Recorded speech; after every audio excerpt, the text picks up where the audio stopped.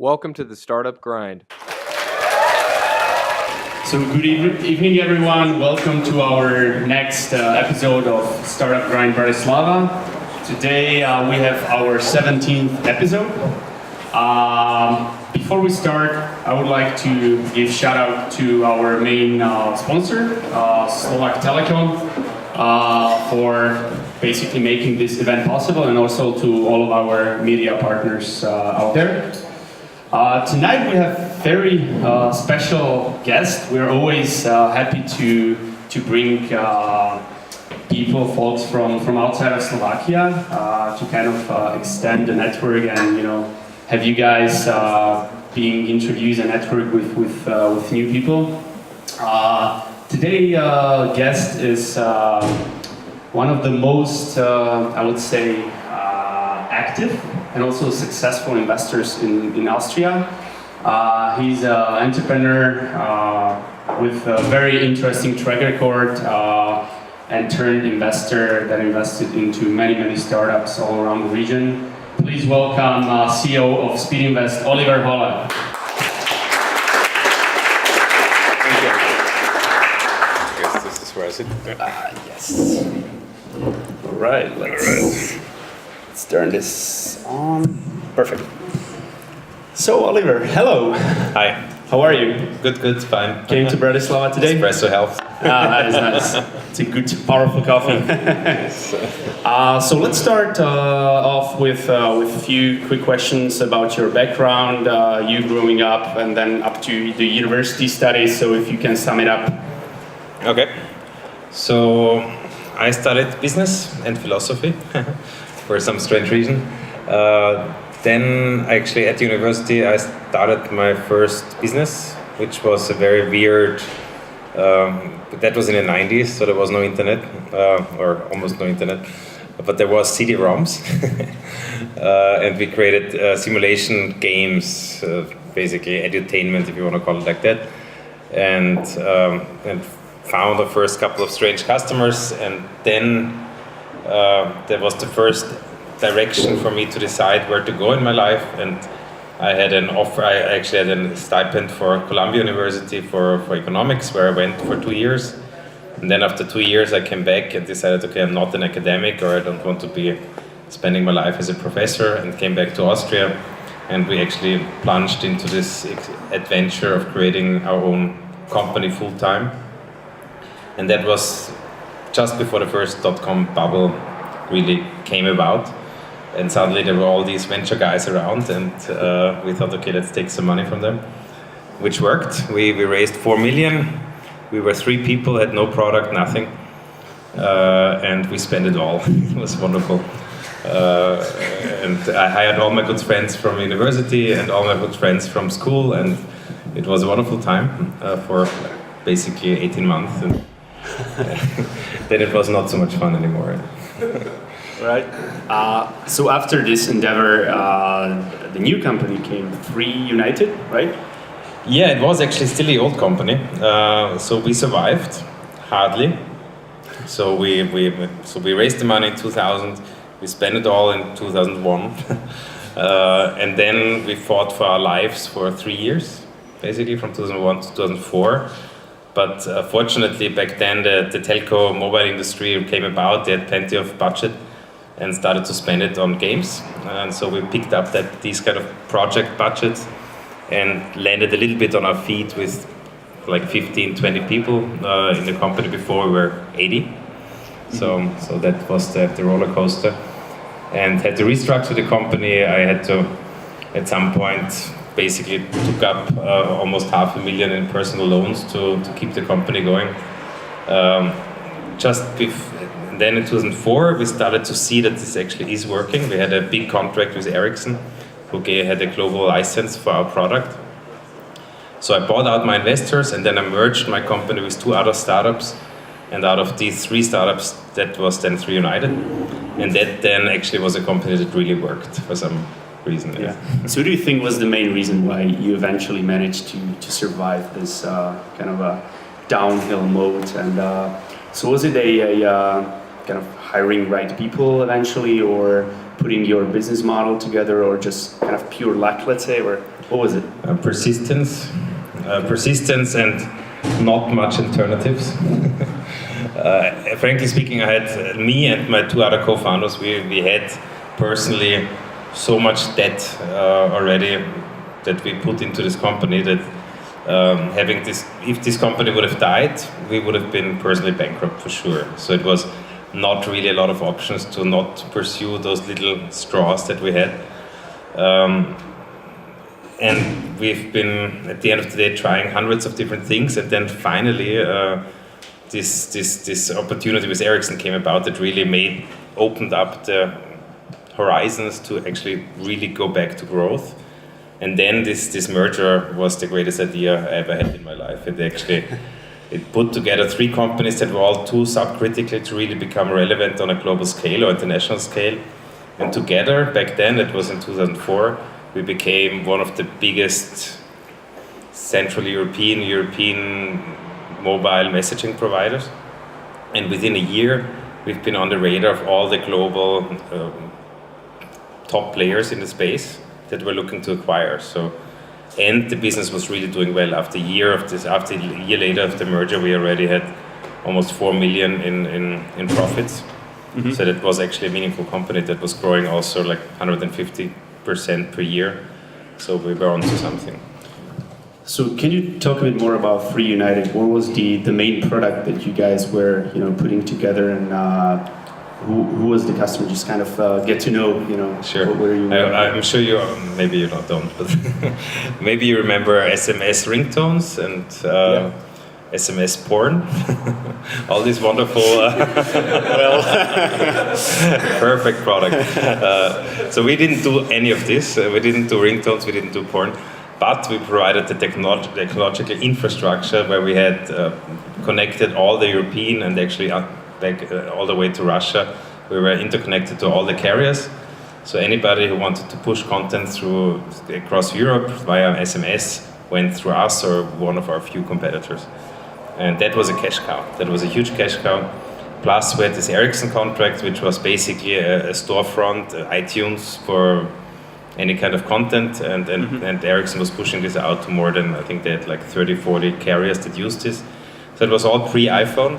Yeah. And so we had two pillars that worked, and we had a team with this merger, the interesting thing was between the three companies, there were probably, I don't know, roughly 2/3 of really, really good people and 1/3 who were just also going by. And with the merger, that 1/3 dropped away pretty quickly, like after a few months. And the 2/3 came together, and we had a very broad shareholder structure. So of those, let's say, 30 people that were really driving the company, 20 of them were in the cap table. And so they all had a massive interest to make this work. Yeah. And at the end of the day, this was a highly functional, super efficient company that really grew. And when we started to work in the US, we were actually outperforming our US counterparts quite easily. So I think that was also a big learning for me for later on. Yeah. So after you already touched on that, the acquisition came and you moved to Silicon Valley. So can you talk a bit more about your experience there, perhaps also give some comparison of how it actually works in Silicon Valley versus here in Central Europe? Like, what were your biggest learnings out of this experience? Yeah, so we sold the company in 2006 to VeriSign. It's a Nasdaq company. Back then they were planning to really build a big third pillar in the business around mobile, and we're on an acquisition hunt. I think they acquired 6 companies within a year. One of them us. And yeah, so basically I took the opportunity to move with my family there for a couple of years, 2 years, not that much. I think the first shock there was actually to see how strict and hierarchical and uncool American corporations are. They are not cool. It's not like Silicon Valley is super. In fact, they're much more rigid and much more inflexible and rule-based and stupid than anything I've seen in Austria. So that was a big learning. Second learning was technological-wise or product-wise or execution-wise. my guys in Austria, in Salzburg and in Vienna, were like 2 steps ahead. So we were easily outperforming not only the guys in Silicon Valley, but also the guys in Boston, the guys in India, and all the other acquisitions they did. So that really made me confident.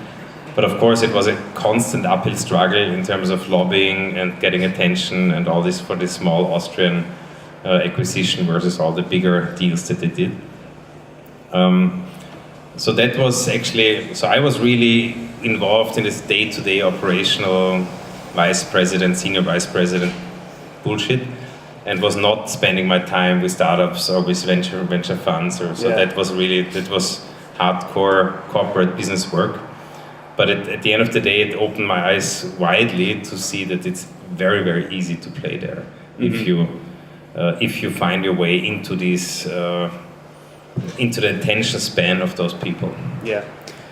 So afterwards, you returned back to Austria and started what kind of led to a fund before actually you funded Speedinvest. There was some small initiative that you started. What was it? Yeah, it was called The Merger, fittingly because The Merger really worked for me, so I started a company called The Merger. So the idea was back then to actually 3 things. The first one was I took my team. So when I left VeriSign, so VeriSign decided that it's from one point to the other to sell all their mobile assets again. So I tried to do a management buyout. I tried to buy it back for 1 million after they paid 60 million 2 years before. Didn't work. Almost worked. But anyway, so my whole team left together with me, plus one guy in the US, Eric, who is still working with me. Mm-hmm. And the only thing we knew is that we wanted to keep working together because it was always fun and worked. But we didn't know exactly what to do, but we knew that we don't want to do 3 United or sizes again because it was so much hard work. And we wanted to have a more broader variety of projects. And of course the idea was to leverage our network and our experience with startups. So we started working with startups on 2 assumptions. The one was to find this small consolidation place where we can find similar 3 United stories and then really build bigger companies. And the other was simply to use the US angle and help companies build business in the US. And frankly speaking, both of those angles failed. Mm-hmm. The consolidation idea or the merger idea was extremely difficult to do without capital. Because we didn't have any, we had our own money, but we were not willing or able to spend to do it again, right? Well, to spend 1 million of our money into a third company, mm-hmm. and then so that was very hard. And then on the startup side, back then it was in 2008, 2009. We helped them a lot in terms of business development. We got them quite a few contracts. Fantastic was one of our first the startups that we worked with, Wikitude, but they all didn't have any cash and they didn't find any seed investors, and so it became a pain in the ass actually to do this. So then we said, okay, either we stop this whole thing, the merger doesn't work, or we raise a fund. That's where we are. So eventually you raised your first fund. I read on the internet that basically most of your LPs are private individuals ever since you started. So what was your kind of pitch in front of these potential investors to your fund? How did you convince them to get the money? Was it easy, or what was the kind of the biggest value that you could put on table and present in your favor? So my pitch was venture doesn't work. Venture actually never worked, at least in Central Europe or in Austria, which is true. In Austria has a wonderful tradition of venture where not one single fund in Austria's history has ever returned money. So it was pretty clear that you can't go there and say venture is great. That wouldn't work. All of them have lost money. So the only way to do this was to tell them, okay, we really turn this model upside down. Which we did at the end of the day. So if you look at our first fund and also our second, it's a very strange, unusual model. It's a model where we take on much more operational roles in the businesses. We actually have For example, in a new fund, we have now 12 partners. Back then, we had a 10 million fund with 6 partners, and the normal management fee. So that means we paid ourselves much less than our average founders got paid. So all the typical assumptions, venture guys pay themselves huge fees and then maybe get a carry. We turned it the other way around, and that was the convincing part towards our LPs. Yeah. But of course, it prohibited us to go after any kind of institutional money because they thought we were crazy. So you've been practicing this kind of approach ever since you started. What would you say were or are the biggest advantages and also disadvantages of kind of being this active in the companies? Well, the biggest disadvantage is 2 things. First, it doesn't scale. It's simply tons of work, and we are only limited people, a number of people, and that of course puts a lot of pressure on us and also on our performance. And the second biggest disadvantage is, so what we do is we try to take on operational business development sales roles. That's really what it is, and fundraising and corporate development, so anything going out to the market. And because we felt back when I was a founder, my investors had no clue what I'm doing. They had no clue what I'm doing. I had no clue what they were thinking, and we basically lied to each other constantly. It was a constant back and forth bullshit tournament. And I didn't want to be, if I ever move to the other side of the table, I never want to be in that position that I have a founder in front of me who tells me what he thinks I want to hear. And the only way to break this system is to be on the same side, which means going out and selling that stuff. Yeah. Because the customer will give you feedback, honest feedback, because he has to, and that's where you learn, and that's also the biggest advantage of this model for us, that we actually are much closer to the real problems, and we can help, hopefully. Of course, in many times we can't help because the product is not ready, there's no product market fit.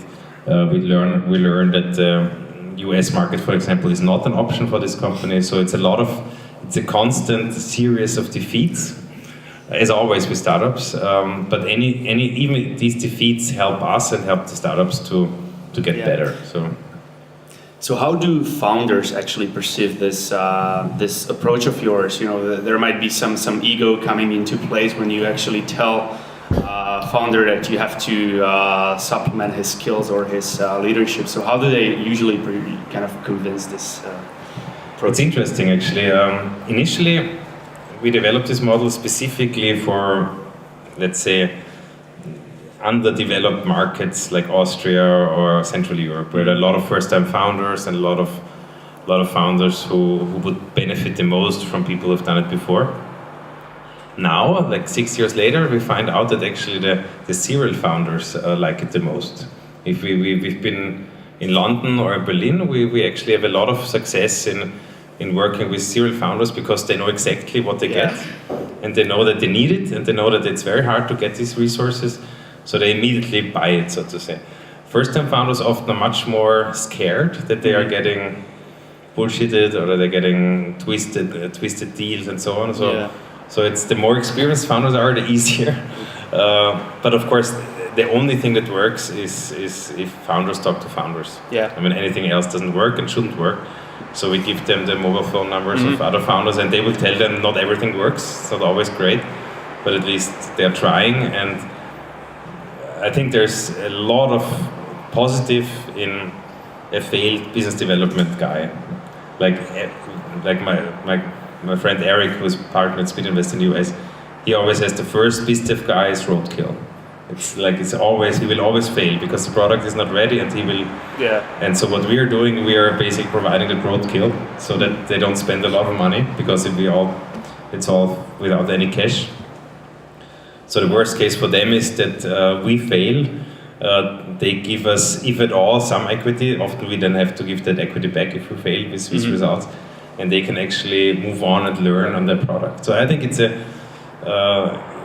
it works, but it's both sides have to have a certain significant relationship of trust. Yeah. And how do you build trust? By working together, and that's kind of that's what we ask founders to do with us, that they actually take this approach. So what is that you're looking for when startups come to you and they are actually seeking investment from you? So what are the kind of main things that you are assessing that eventually leads or doesn't to the investment? Yeah, that's always the question, right?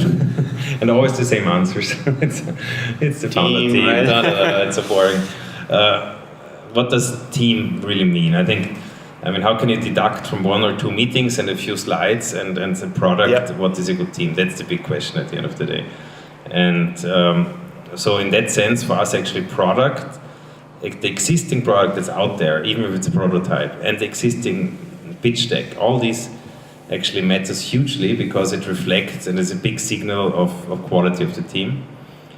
And then what you need, and I can't stress it enough, you need this conviction and this energy in the room to actually get people excited. We still sometimes do deals where we don't feel this, but only if there's some crazy tech involved or some crazy IP involved or some super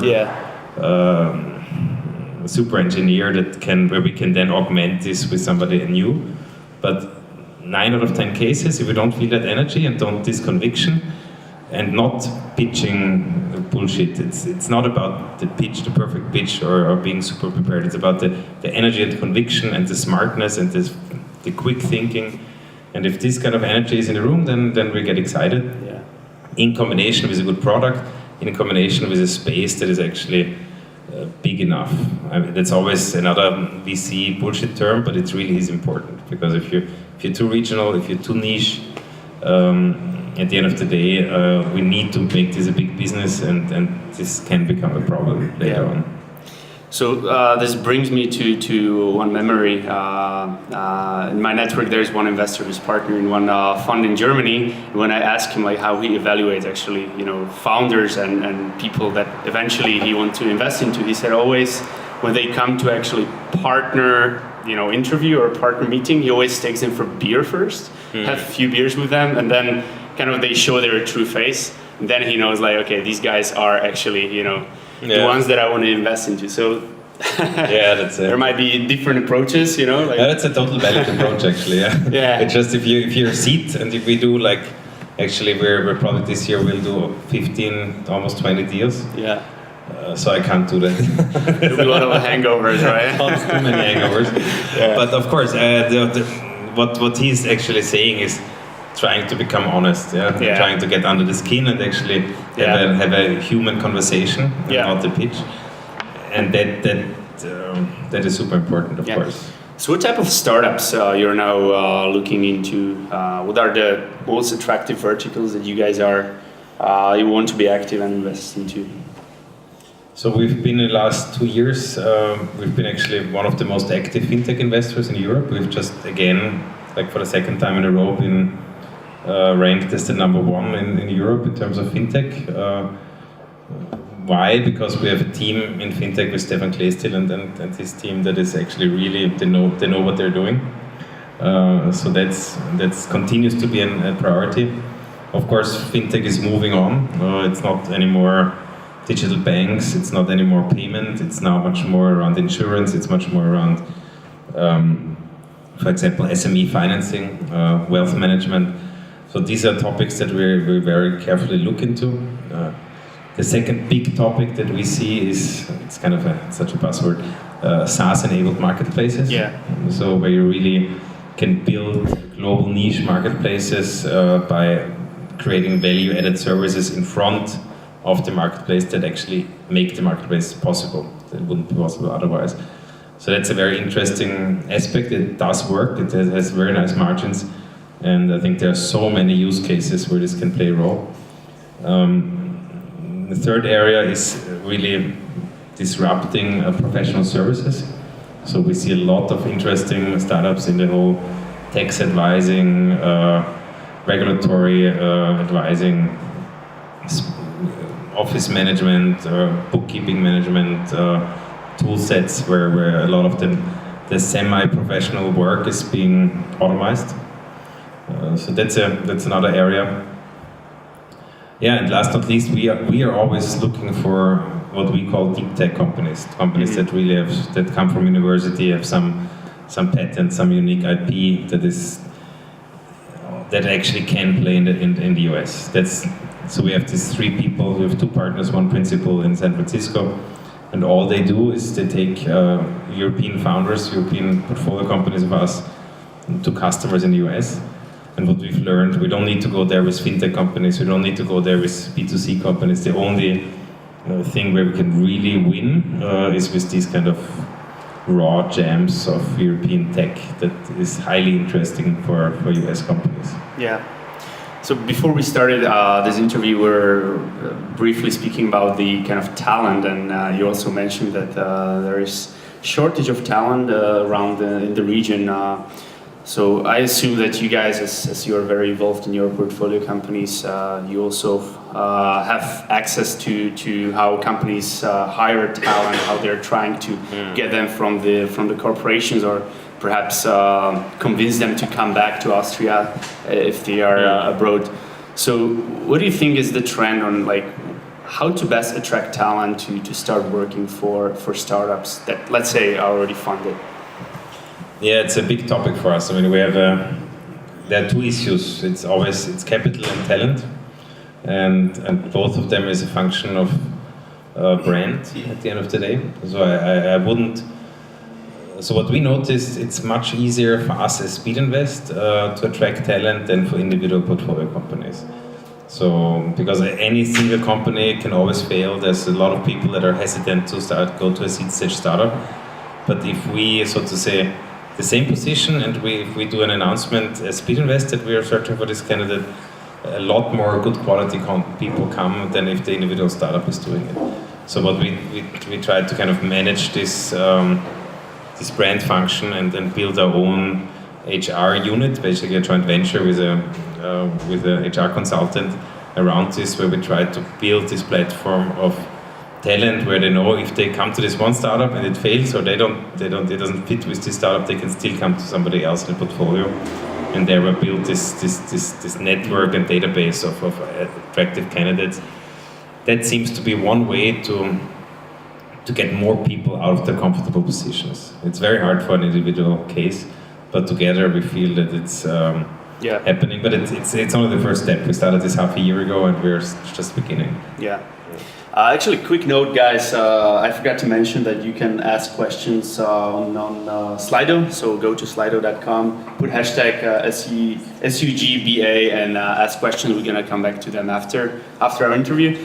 So let's move on to maybe kind of a more broader topic. How do you perceive Slovak startup ecosystem? I know that you've been coming back here.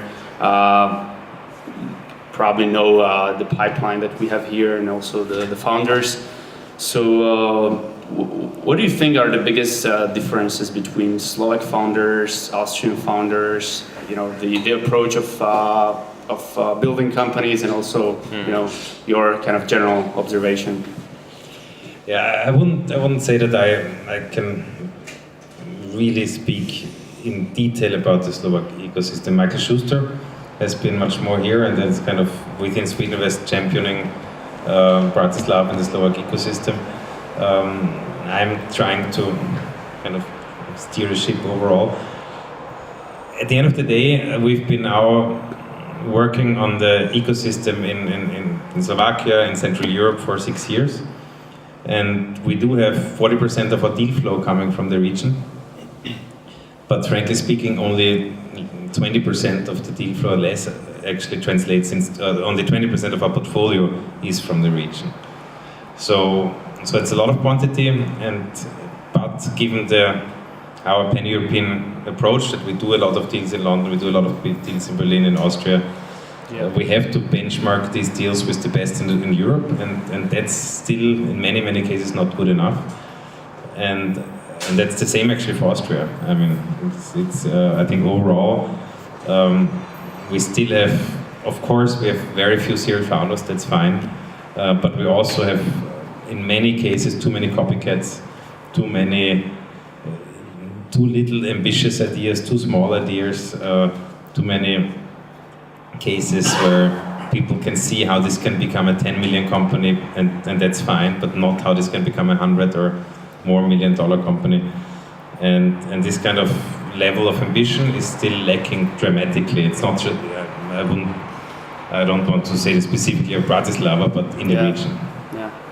So do you think like the perception of building startup, because kind of speaking about our observation here is that for past few years, there's been a positive change that there's been kind of a funnel, natural funnel. I would say that a few people would eventually give up on building companies or starting startups because they found out that it's a lot of work and it's actually being entrepreneur and creating business. So on this end, I think it has dramatically changed in a positive way. But still, I think there's a lot of kind of bullshit or a lot of bad perception of people or startuppers, founders, first-time founders, students that have some ideas. So what would be your advice to them? Like, okay, what you definitely have to think of when you want to start your company, and make sure that you follow that. I just want to second that what you say. I think that's also something I see. A lot of people actually coming back, for example, from abroad and starting their own thing here or in Vienna, and that's super positive. And there's a lot of more, you get to see a kind of second generation of more serious founders that know it's actually not so much fun, but really work. And this whole awesome thing slowly fades away, which is great. I mean, that's the one thing that for me as a founder back then was what I only learned the hard way through years of suffering was to mix up persistence with flexibility. I think you need to be persistent and not give up too soon, but not sticking to your old idea that already has been proven wrong by the market several times. And especially in the beginning, you have the luxury because you don't have a lot, so you can really be more open and really find your way and radically throw away things if it turns out that nobody's interested or it's really hard and the economics don't work. So this kind of flexibility in your head, that doesn't mean that you have to give up your project. If you have a team that is good and can work, then be bold and just try something new. I mean, if one of our best investments was Spock, the mobile marketplace. We invested in a completely different product. It was shit. It didn't work. And like 4 months later, after our investment, we jointly decided to start with something really, really 100% different. And that was the best thing to do for us. And this kind of flexibility while not giving up is something I think a lot of people are mixing up. And benchmark yourself not with Bratislava, benchmark yourself not with Vienna. It's completely irrelevant. If you want to have an investment from Speedinvest, you need to benchmark yourself with London, with Berlin, with the Valley at the end of the day. And just don't, like we at Speedinvest, we're kind of the champions of Austria. Who cares? It's completely irrelevant. And I think that's that kind of it's very easy to get complacent and become comfortable in Vienna because everybody thinks we're cool. Yeah. Nobody cares in like a few 100 kilometers north or south, nobody knows. And that's, I think this complacency that we have in our region is very dangerous. Talking a bit more about yourself, your endeavors, your experience. So, what are your biggest fuck-ups in your entrepreneurial endeavors so far? Every single one, almost. No, I don't know. I mean, I think my biggest fuck-up was really that I lost a lot of friends with this first company that I built, and I kind of was totally ego-driven and blinded by this venture money that we got, and I basically burned a lot of very strong old relationships because I got people into the company and then it exploded basically, and so that was really ugly. So you mean like bad hiring kind of thing, that you hired your friend? And bad hiring, and then bad management, and at the end of the day, not seeing what's obvious and not accepting what's obvious. So as a founder, I think this kind of blindness that you have is your biggest, is a big danger. Yeah. And if you could comment on the fuck-ups or kind of bad moves that your portfolio companies did, what would be the single one biggest mistake that startups keep doing and should stop? Yeah, similar things. It's like we're just struggling with one company, and it's so obvious. It's so obvious for an outsider that it doesn't work. But the founders are still firmly believing it's going to be great. It's going to be great. Maybe not this month, maybe next month, and they are building themselves in this little cocoon, and have no trust to anybody outside. And at the end of the day, they will walk right into the wall, and will only notice it when it's too late. And it's very hard to break through if this kind of level of trust is not there. And I think we've seen it over and over again that founders are way too late in reacting and way too slow in the amount of reacting to what needs to be in terms of change. Yeah. And the more homogeneous a team is, the more dangerous this becomes, especially tech teams. We have so many tech teams. We have this little founder psychogram survey that we're doing, especially with startups that have issues. And this gives you kind of a profile, a psychogram profile of each of the people. And interestingly, that the companies that have problems, that's where the profiles are almost very, very similar. And then these guys build their cocoon, and then it's very difficult to change anything. Yeah. All right, so before we actually move on to Slido, just a couple last quick questions. So what is your favorite book you would recommend or you've given to people most?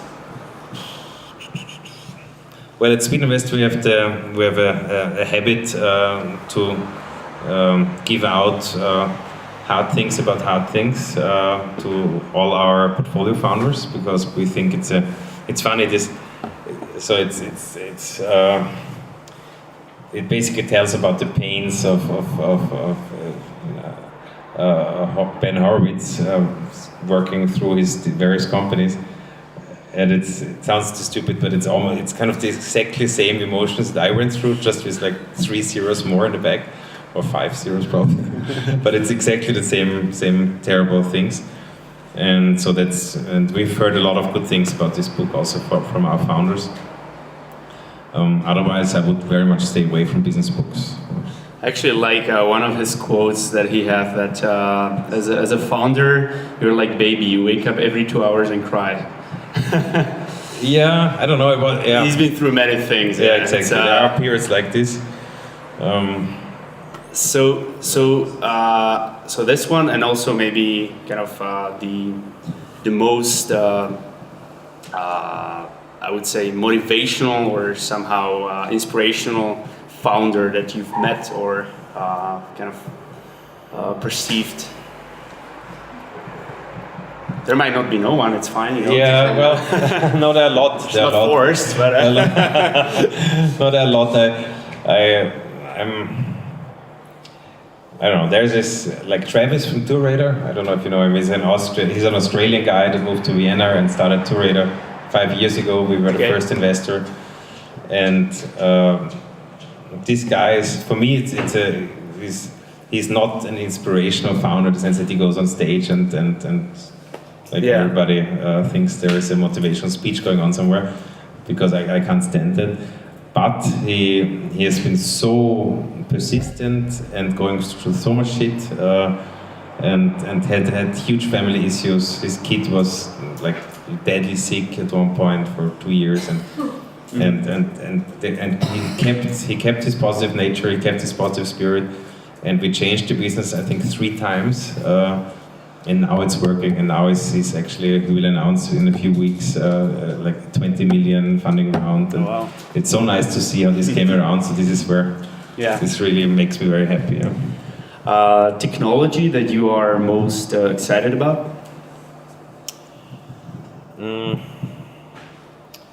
Well, of course I could say AI now, but it's so boring. I don't know. We have a lot of companies that work on the very boring stuff of data integration.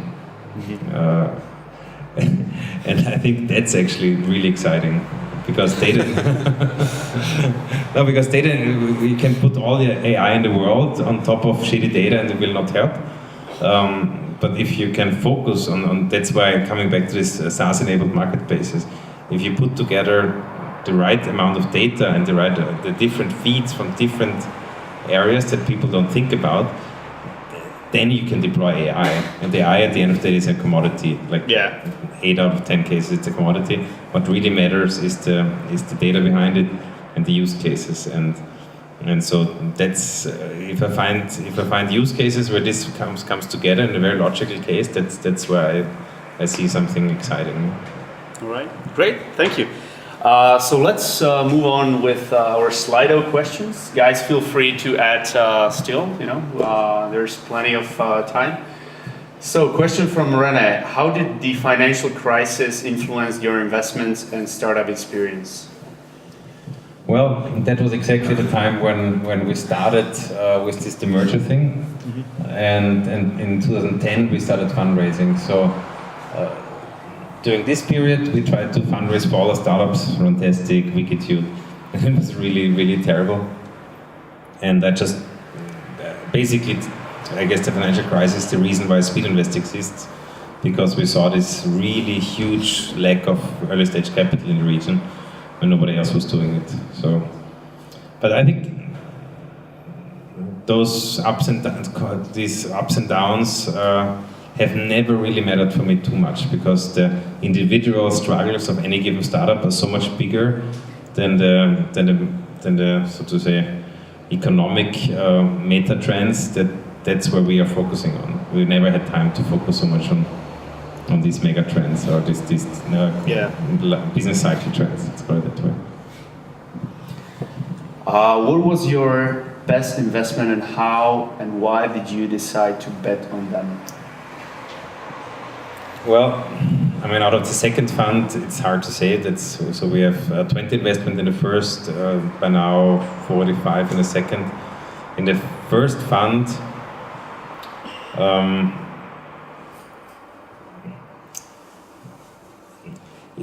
probably the 3 best investments of the first fund were all investments. If I would have back then so to say put bets who would be our fund returner, those 3 would not have been on the list. They were all highly unlikely. We invested in a Turkish payment company of 3 German guys moving to Istanbul that is now doing extremely well. The guys from TourRadar who were basically a Facebook app maker for travel companies, or Spock, where we invested into a company that was basically flatlining just after we put the money in. So the interesting point is that it's almost like a white piece of paper when you invest, and that you know that it turns 2-3 times. So the original investment hypothesis in terms of your market the hypotheses are always plain wrong. Yeah. All right. Which technology areas are likely to be your next few investments and why? Next few investments. So, SaaS-enabled marketplaces.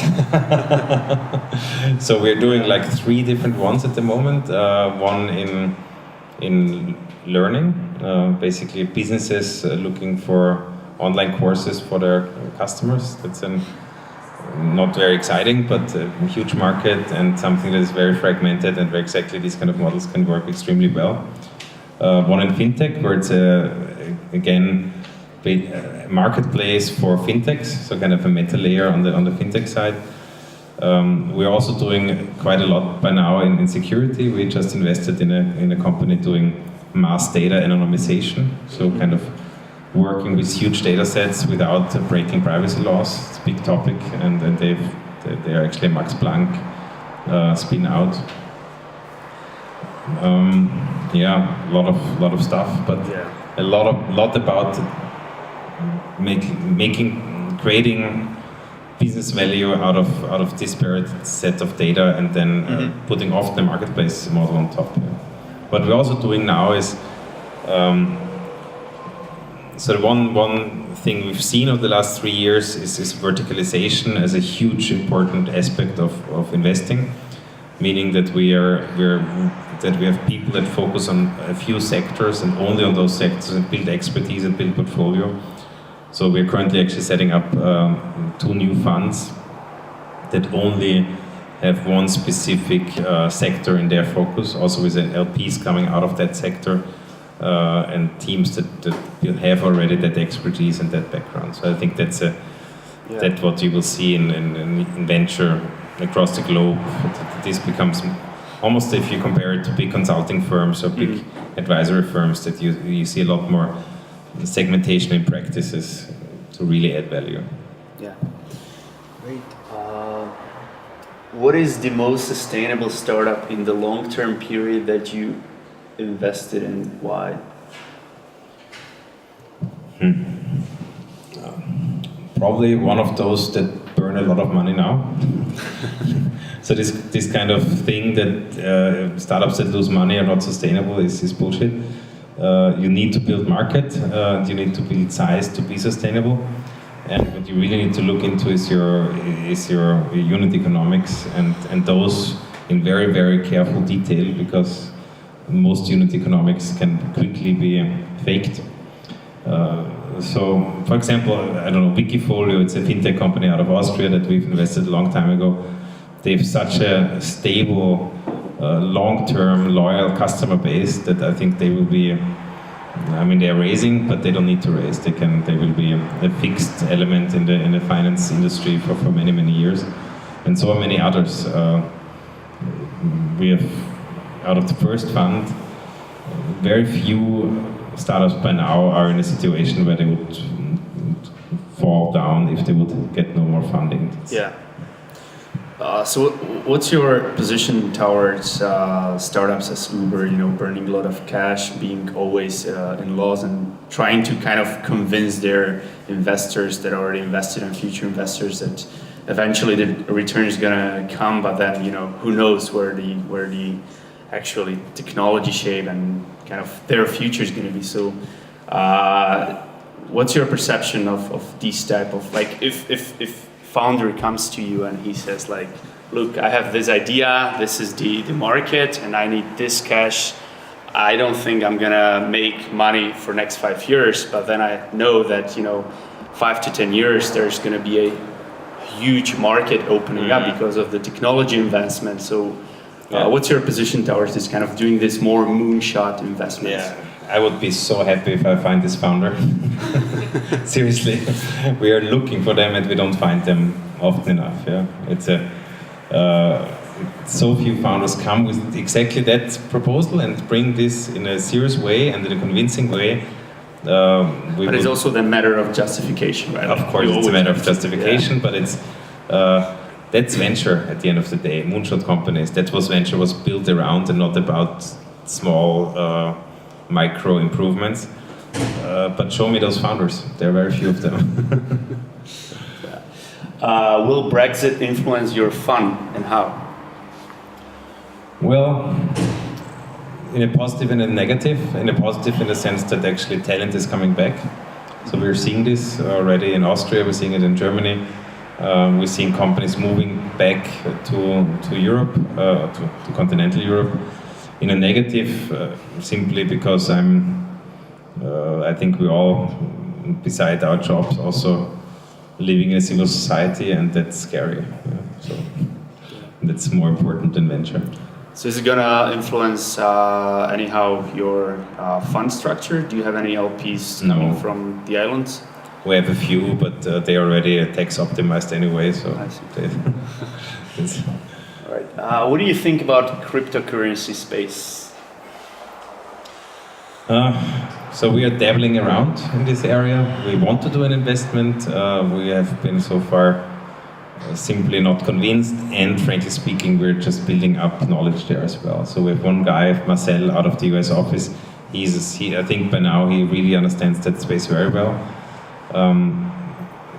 But it's my personal perception is there are some use cases which are super logical and really understandable even for me, but they already have been done 5 times, and then there are so many edge cases it's very hard to be convinced. And there are a lot of Me Too Bitcoin stores, etc., which it's hard to see how they will be long-term sustainable.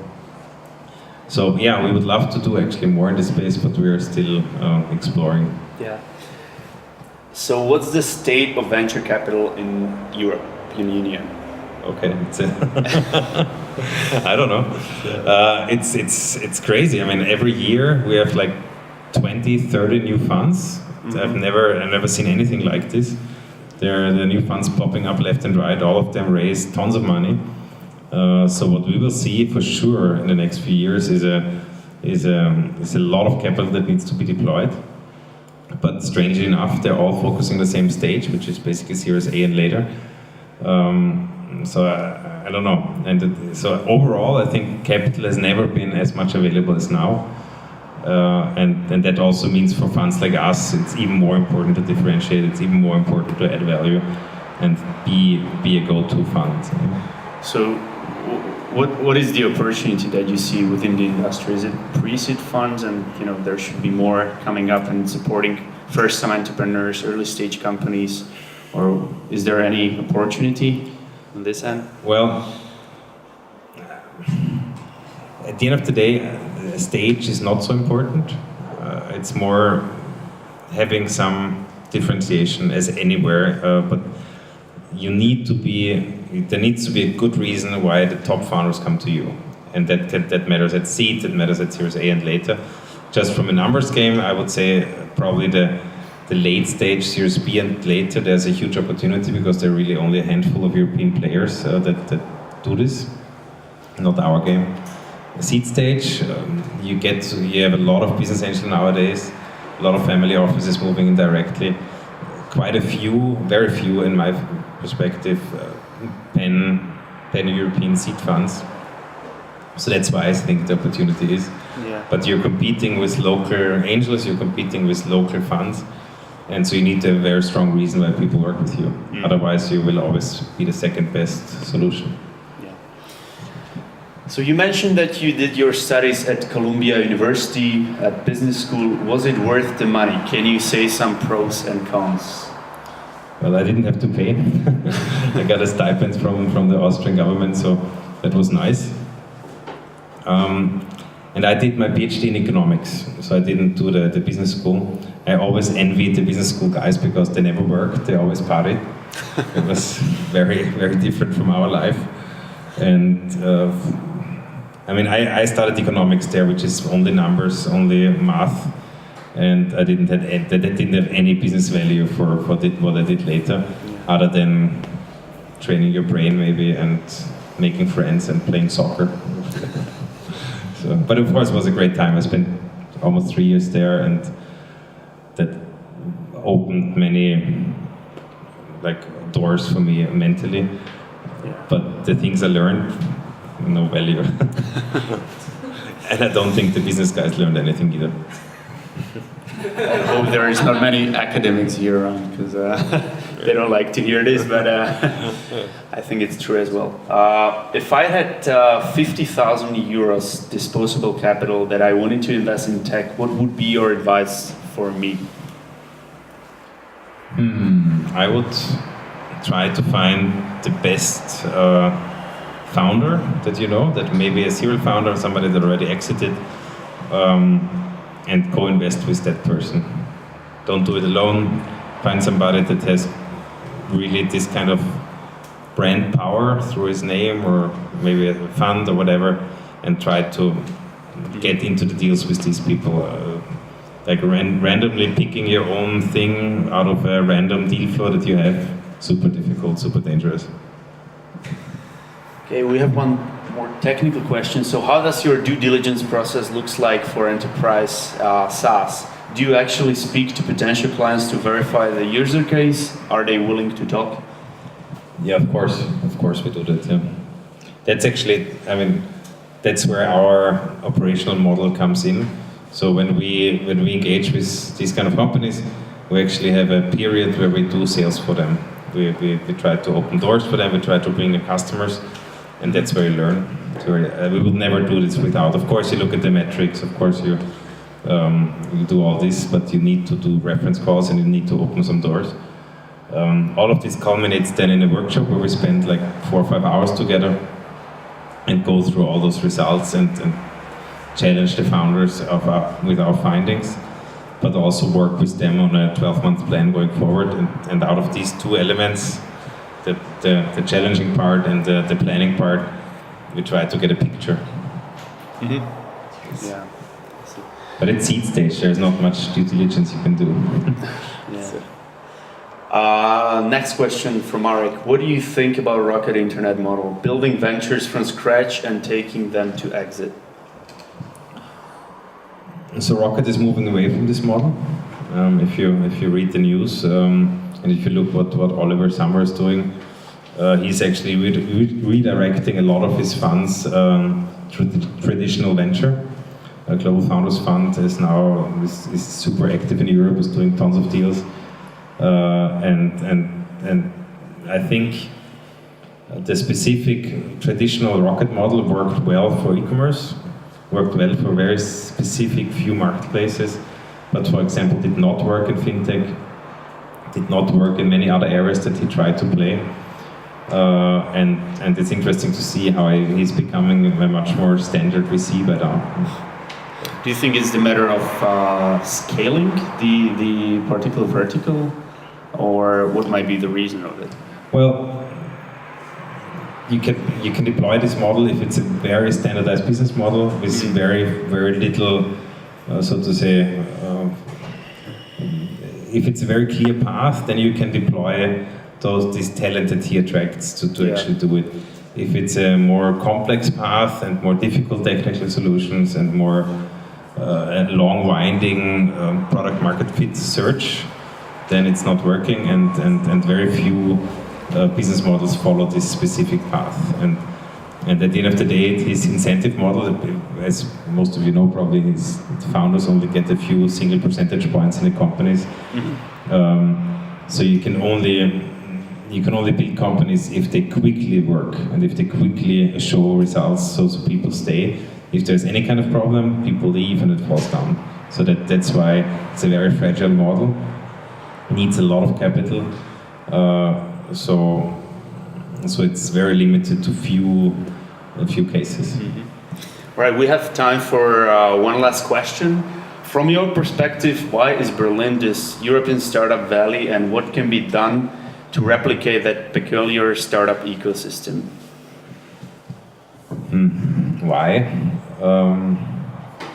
It's obvious. I mean, Berlin is obviously the biggest. Germany is the biggest market. It did have this low-cost infrastructure in comparison to other places, and you had at least some capital there early enough. Is it that big difference to other places? I don't know. And we're doing quite a lot of deals there, and it's interesting, but it's, for example, London, I wouldn't say that London is worse off. It's probably on par. And the one thing that you see in Berlin, and that is really setting it apart, for example, from Vienna or I guess Bratislava, is that you have a lot more serial founders and you have a lot more people that are recycling within the startup ecosystem, but not recycling in a bad way, which means three failed startups, but recycling in a way where they already went through a positive experience with a startup, raised some money, and then doing it again. And that's the maturity of ecosystem that we're just starting to see a little bit in Vienna, but it's very far away from many others. And honestly speaking, all those politicians ask me these questions, and I don't think there's a good answer to it other than time, success stories, and building around those people that have done it before. I don't think there is a magic bullet. Yeah. Oliver, thank you very much. Please give a round of applause to Oliver Holle.